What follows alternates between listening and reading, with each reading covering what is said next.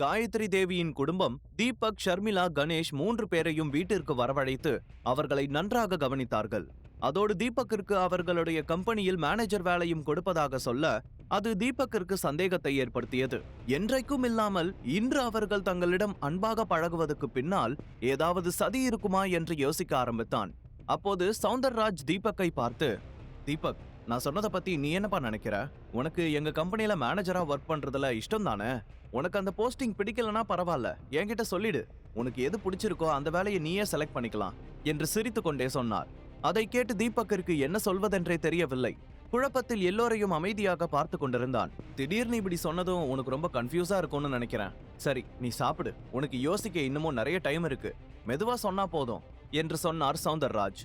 அதன் பிறகு எல்லோரும் அவர்களுக்குள் சிரித்து பேசிக்கொண்டு சகஜ நிலைக்கு வர, அப்போது தீபக் கணேஷை பார்த்து, அங்கிள், இவங்க சொல்றதெல்லாம் பார்த்தா எனக்கு சாப்பிடாமலேயே வயிறு நிறைஞ்சிருச்சு, ஆனா ஜீர்ணிக்க முடியுமான்னு தான் தெரியல என்று சொன்னான்.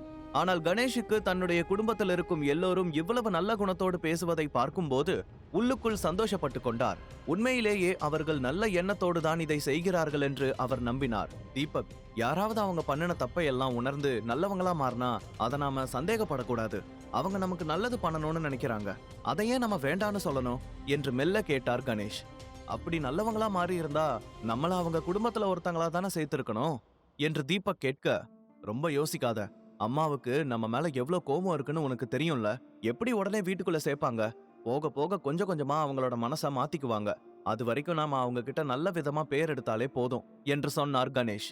அந்த சமயத்தில் ஷர்மிளாவின் மனதிலும் கணேஷ் சொன்ன விஷயம்தான் ஓடிக்கொண்டிருந்தது. ஆரம்பத்தில் அவர்களை சந்தேகப்பட்டாலும் போக போக அவர்களின் மீது கொஞ்சம் நம்பிக்கை பிறந்தது. ஆனால் தீபக்கிற்கு இன்னமும் அவர்களின் மீது சந்தேகம்தான் இருந்தது. சில நிமிடங்கள் கழித்து காயத்ரி தேவி கணேஷை பார்த்து சிரித்து கொண்டே, அப்புறம் கணேஷ், வேற என்ன விசேஷம் என்று கேட்க, எப்பவும் போலதாமா, பெருசா எதுவும் இல்ல. இங்கெல்லாம் எப்படி போகுது? நீங்க என்கிட்ட ஏதாவது சொல்லணுமா என்று கேட்டார். ஆமா, நிறைய இருக்கு. உதாரணத்துக்கு நவீன எடுத்துக்கோ. என் பேரன் இப்போ நல்லா வளர்ந்துட்டான். அவனுக்கு சீக்கிரம் கல்யாணம் பண்ணி பார்க்கணும்னு ஆசைப்படுறேன். அவனுக்கு நான் ஷர்மிளாவோட ஃப்ரெண்டு பிரியாவை தான் செலக்ட் பண்ணி வச்சிருக்கேன். அவ என்னோட பேரனுக்கு ரொம்ப பொருத்தமா இருப்பா என்று சொல்லி சிரித்தார் காயத்ரி தேவி. உடனே கணேஷும் சந்தோஷத்தில் சிரித்தபடி, ஆமாமா, சந்தோஷமான விஷயம்தான் என்று சொல்ல, ஆமா, சந்தோஷமான விஷயம்தான், ஆனா என்று சொல்லி கொஞ்சம் தயங்கினார் காயத்ரி.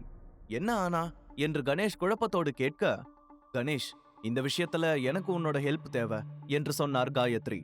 என்கிட்ட இருந்து என்ன ஹெல்ப் தேவைப்படுது உங்களுக்கு என்று கணேஷ் குழப்பத்தோடு கேட்டார். நீ மட்டும் இல்ல கணேஷ், உன்னோட மருமகன் தீபக்கும் மனசு வச்சாதான் எனக்கு உதவி பண்ண முடியும் என்று காயத்ரி தேவி மீண்டும் ஒரு ட்விஸ்டை வைக்க, கணேஷும் தீபக்கும் ஒருவரை ஒருவர் குழப்பத்துடன் பார்த்து கொண்டார்கள்.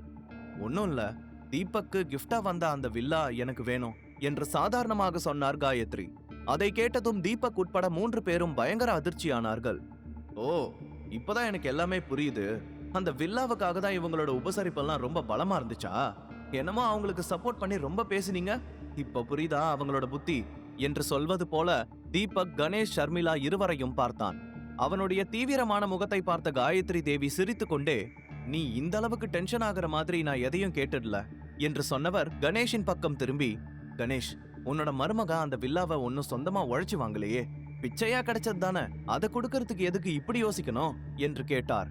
அந்த வார்த்தையை கேட்டதும் ஷர்மிளாவால் பொறுத்து கொள்ள முடியவில்லை. உடனே அந்த இடத்திலிருந்து எழுந்து காயத்ரி தேவியை பார்த்து கோபமாக, பாட்டி, தீபக்க பத்தி பேசுறதுக்கு முன்னாடி கொஞ்சம் யோசிச்சுட்டு பேசுங்க. அந்த வில்லாவை ஒன்னும் அவர் பிச்சையா வாங்கல, அவர் ஒருத்தருக்கு பண்ணின ஹெல்ப்புக்கு கிஃப்டா வந்ததுதான் அந்த வில்லா என்று சொன்னாள். உடனே அவர் சிரித்து கொண்டே, எப்படி வந்தா என்னமா, எல்லாம் ஓசில வந்தது தானே, தீபக் எப்படியும் எங்க வீட்டு மருமகன் தானே, அதனால அந்த வில்லா மேல எங்களுக்கும் உரிமை இருக்கு தானே என்று கேட்டார். ஆனா அம்மா என்று கணேஷ் ஏதோ சொல்ல வர, உடனே காயத்ரி தேவி குறுக்கிட்டு, என்ன அம்மா, பிரியா எவ்வளவு பெரிய குடும்பத்தை சேர்ந்த பொண்ணுன்னு உனக்கு தெரியாதா? பிரியாவை நவீனுக்கு கல்யாணம் பண்ணி கொடுக்கணும்னா அவனுக்கு சொந்தமா ஒரு வீடு வேணும். ஆனா இப்ப சிவம் குரூப்ஸ் ரொம்ப மோசமான நிலைமையில போயிட்டு இருக்கு, பெரிய லாபமும் இல்ல, அதுவும் இல்லாம லேண்ட் வேல்யூவும் ரொம்ப அதிகமாயிடுச்சு. நவீனுக்கு சொந்த வீடு இல்லைன்னு தெரிஞ்சா கண்டிப்பா பிரியா வீட்டுல கல்யாணத்துக்கு சம்மதிக்க மாட்டாங்க. அதனாலதான் உங்க 3 பேரையும் கூப்பிட்டு இத பத்தி பேசலான்னு நினைச்சோம் என்று சொன்னார். அதை கேட்டதும் கணேஷ், சர்மியின் முகம் வாடியது. நான் கூட அவங்க ஆரம்பத்துல காட்டின பாசத்தை பார்த்து உண்மையிலேயே மனசு மாறிட்டாங்கன்னு நினைச்சேன். ஆனா இப்பதான் தெரியுது அவங்க இந்த வில்லாவுக்காக பாசமா இருக்கிற மாதிரி நாடகம் ஆடி இருக்காங்க என்று ஷர்மிளா கோபமாக மனதிற்குள் சொல்லிக் கொண்டாள். இதுல இந்த அளவுக்கு யோசிக்க என்ன இருக்கு? ஆக்சுவலா நீங்களும் எங்க குடும்பத்தை சேர்ந்தவங்க தான். அதனால உங்ககிட்ட இத பத்தி நான் கேட்கவே கூடாது. ஆனா அந்த வில்லாவை எடுத்துக்கிறதுக்கு முன்னாடி உங்ககிட்ட ஒரு வார்த்தை சொல்றது தான் கண்ணியம்னு நினைச்சு சொன்னேன். ஆனா நீங்க இப்படி யோசிக்கிறீங்க. இது சதாசிவம் குடும்பத்தோட மான பிரச்சனை. இதுல எந்த தப்பும் நடக்க கூடாது. உங்களுக்கு புரியும்னு நினைக்கிறேன் என்று காயத்ரி தேவி கொஞ்சம் சீரியஸாக சொன்னார். அவர் சொல்வதை கேட்டு தீபக்கிற்கு பயங்கரமான கோபம் வந்தது. வில்லாவை பற்றி அவன் கவலைப்படவில்லை. ஆனால் ஷர்மிளா, கணேஷ் இருவரின் வலியையும் அவனால் புரிந்து கொள்ள முடிந்தது. உடனே சோபாவிலிருந்து எழுந்து காயத்ரி தேவியை நோக்கி சில அடிகள் முன்னால் வந்தான். அவனுடைய முகத்தில் இருந்த கோபத்தை பார்த்து எல்லோரும் சில நொடிகள் அமைதியாக அவனையே பார்த்து கொண்டிருந்தார்கள். பாட்டி, நேத்து கீதா ஆண்டிக்கும் கார்த்திகாவோட அம்மாவுக்கும் நடந்த பிரச்சனையை பத்தி பேசதான் நீங்க வர சொல்லியிருப்பீங்கன்னு நினைச்சேன். ஆனா உங்களோட இந்த ட்விஸ்ட நானே எதிர்பார்க்கல. எதுவா இருந்தாலும் நீங்க உங்க குடும்பத்தோட எங்களை சேர்க்க போறது இல்லங்கிற நோக்கம் எனக்கு நல்லா தெரிஞ்சிருச்சு. உங்களோட இந்த கேவலமான ட்ரிக்கு என்கிட்ட வேலைக்கு ஆகாது.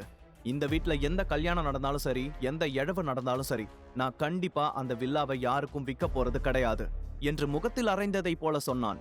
அதை கேட்டு அங்கிருந்த எல்லோரும் ஆடி போனார்கள். தீபக்கிடமிருந்து இப்படி ஒரு பதில் வரும் என்று அவர்கள் யாரும் நினைத்து கூட பார்க்கவில்லை. காயத்ரி தேவி கூட தீபக் இந்த விஷயத்துக்கு ஒப்புக்கொள்வான் என்று தான் நினைத்தார். உடனே அவர் கோபமாக அவனை பார்த்து, தீபக், நீ என்ன நினைச்சிட்டு இருக்க? அந்த வில்லா உனக்கு சொந்தம்னு நினைச்சிட்டு பேசிட்டு இருந்தா நீ ஒரு பெரிய தப்பு பண்றன்னு அர்த்தம் என்று சொன்னார். தீபக் சிரித்து கொண்டே, அந்த வில்லாவுக்கு மட்டும் நான் இப்ப சொந்தக்காரனா இல்லாம இருந்திருந்தா நீங்க என்னை இப்படி உட்கார வச்சுட்டு பேசிட்டு இருப்பீங்களா?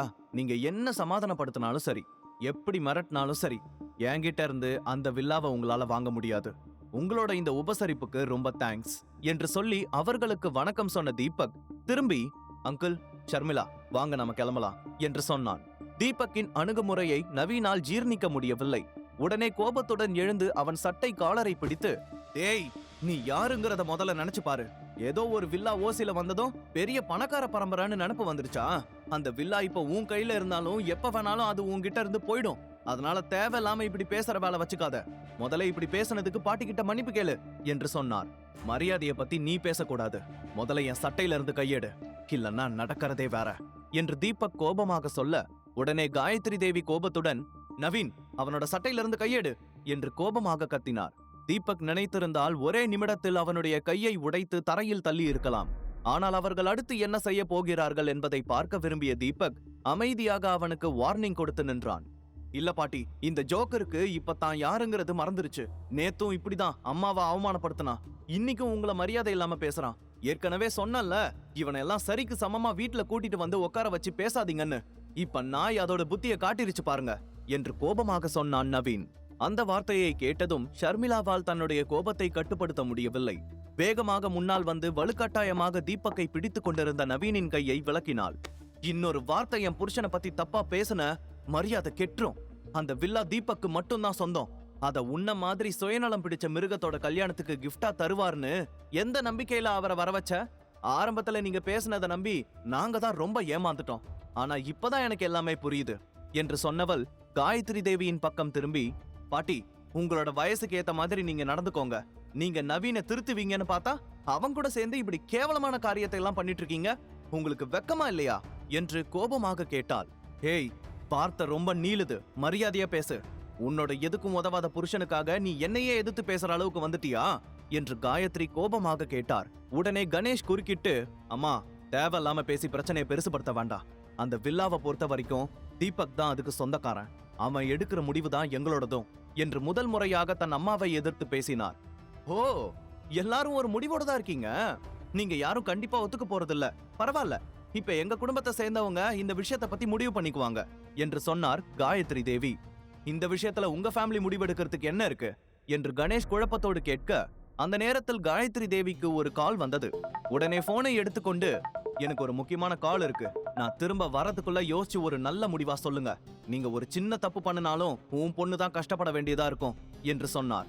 எப்படி உங்களோட சுயநலத்துக்காக இப்படி ரொம்ப கேவலமா நடந்துக்கிறீங்க என்று தீபக் கோபமாக கேட்டான். ஆனால் காயத்ரி அவனுடைய வார்த்தையை கண்டு கொள்ளாமல் சௌந்தரராஜின் பக்கம் திரும்பி, நான் திரும்பி வரதுக்குள்ள வில்லாவை பத்தின ஒரு முடிவை இவங்க கிட்ட இருந்து வாங்கி வை, இல்லனா நான் என்னோட முடிவை சொல்ல வேண்டியதா இருக்கும் என்று சொல்லி அங்கிருந்து போனை எடுத்துக்கொண்டு உள்ளே சென்றார். உடனே சௌந்தரராஜ் தீபக்கை பார்த்து மெல்லிய புன்னகையுடன், தீபக், நீ வந்து அமைதியா இங்க உட்காரு என்று அவன் கையை பிடித்து உட்கார வைத்து, இப்ப நீயும் இந்த குடும்பத்தை சேர்ந்தவன் தான். இந்த குடும்பத்துக்கு ஒரு கஷ்டம்னா நீ ஹெல்ப் பண்ண மாட்டியா? நவீன் கல்யாணத்துல இப்படி ஒரு சிக்கல் இருக்கு. எல்லாரும் அவனுக்கு சப்போர்ட் பண்ண ரெடியா இருக்கும்போது நீ மட்டும் இப்படி குறுக்க நிக்கிறதுல என்ன நியாயம் சொல்லு என்று கேட்டார். அவருடைய மென்மையான பேச்சுக்கு பின்னால் ஒரு கீழ்த்தரமான தந்திரம் இருக்கும் என்று தீபக்கிற்கு நன்றாகவே தெரிந்திருந்தது. அதனால்தான் அவர்கள் தனக்கு மேனேஜர் போஸ்டிங் கொடுக்க கூட தயாராக இருப்பதை அவன் புரிந்து கொண்டான். இதுவரைக்கும் பாட்டி, உங்க பையன், உங்க பொண்ணுன்னு எல்லாருமே என்னை எவ்வளவு கேவலப்படுத்தினாங்க. ஜோக்கரு, வீட்டோட மாப்பிள்ள, பொண்டாட்டி சம்பாத்தியத்துல வாழ்றவன்னு எப்படியெல்லாம் அவமானப்படுத்தினாங்க. அப்ப நான் இந்த குடும்பத்தை சேர்ந்தவன் தான்னு உங்க யாருக்குமே தோணலையா என்று கேட்டான் தீபக். உடனே நவீன் குறுக்காக வந்து, அப்பா, அவன்கிட்ட கெஞ்சிட்டு இருக்காதீங்க. நீங்க என்ன சொன்னாலும் அவனோட மூளைக்கு ஏறாது என்று சொன்னான். தீபக்கின் பேச்சை கேட்டு சௌந்தரராஜாலும் நீண்ட நேரத்திற்கு நல்லவராக நடிக்க முடியவில்லை. அந்த சமயத்தில் காயத்ரி தேவி அங்கே வந்து, என்னாச்சு சௌந்தர், அவங்கிட்ட பேசனியா? அவங்க சம்மதிச்சிட்டாங்களா என்று கேட்டார். உடனே அவர் இல்லை என்பது போல தலையை ஆட்டினார். அதை கேட்டு காயத்ரி தேவி கணேஷையும் தீபக்கையும் பார்த்து, இங்க பாருங்க, உங்களால வில்லாவை கொடுக்க முடியலனா 20 கோடி பணத்தை கொடுத்துட்டு நீங்க என்ன வேணாலும் பண்ணுங்க என்று தீர்க்கமாக சொன்னார். 20 கோடி என்று சொன்னதும் கணேஷ், ஷர்மிளா இருவருக்கும் பயங்கர அதிர்ச்சியாக இருந்தது.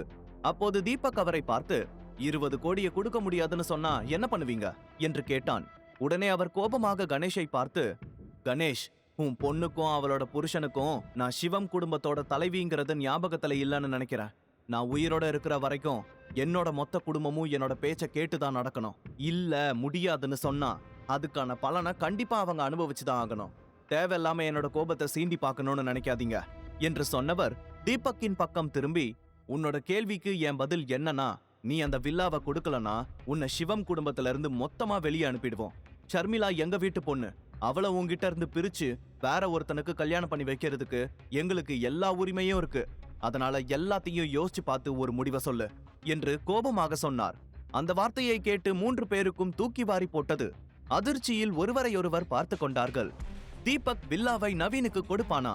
காயத்ரி தேவி சொன்னதை போல ஷர்மிளாவை தீபக்கிடமிருந்து பிரிப்பாரா? முழு கதையையும் கேட்டு மகிழ பாக்கெட் FM ஏப்பை டவுன்லோட் செய்யுங்கள். லிங்க் டிஸ்கிரிப்ஷனில் கொடுக்கப்பட்டுள்ளது.